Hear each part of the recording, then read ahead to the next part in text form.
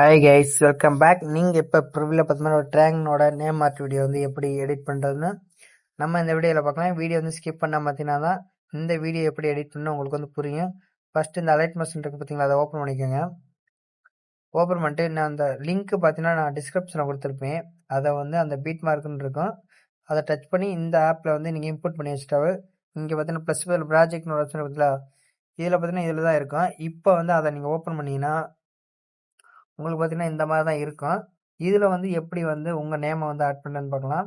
First நீங்கள் என்ன பண்ணுறேன்னு பார்த்தீங்கன்னா இங்கே பார்த்தீங்கன்னா கேமரா ஆப்ஷன் இருக்குங்களா, அதை வந்து ஃபஸ்ட்டு ஆன் பண்ணி வைங்க. ஆன் பண்ணி வச்சுட்டு இங்கே பார்த்தீங்கன்னா நேம் இருக்குது பார்த்தீங்களா, இந்த நேமை வந்து டச் பண்ணுங்க.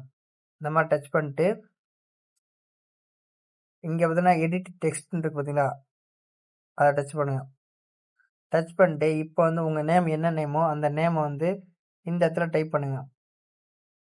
இப்போ நான் விஜயனை நான் டைப் பண்ணுறேன் பாருங்க. விஜயன் டைப் பண்ணிட்டு டிக்கு கொடுத்துறேன். கொடுத்துட்டு இப்போ நீங்கள் வந்து லைட்டாக மூவ் பண்ணி பார்த்தீங்கன்னாவே உங்களுக்கு வந்து தெரியும்.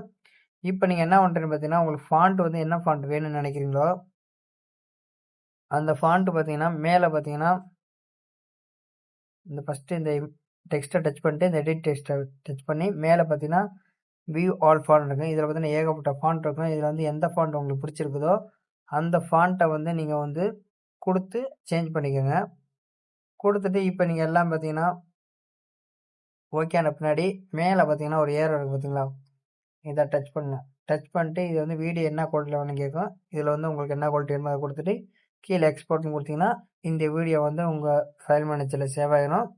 அவ்வளோதாங்க அந்த வீடியோ. இந்த வீடியோ உங்களுக்கு பிடிச்சினா மறக்காமல் லைக் பண்ணுங்கள், ஷேர் பண்ணுங்கள், கமெண்ட் பண்ணுங்கள். அடுத்த வீடியோவில் பார்க்கலாம். தேங்க்ஸ் ஃபார் வாட்சிங்.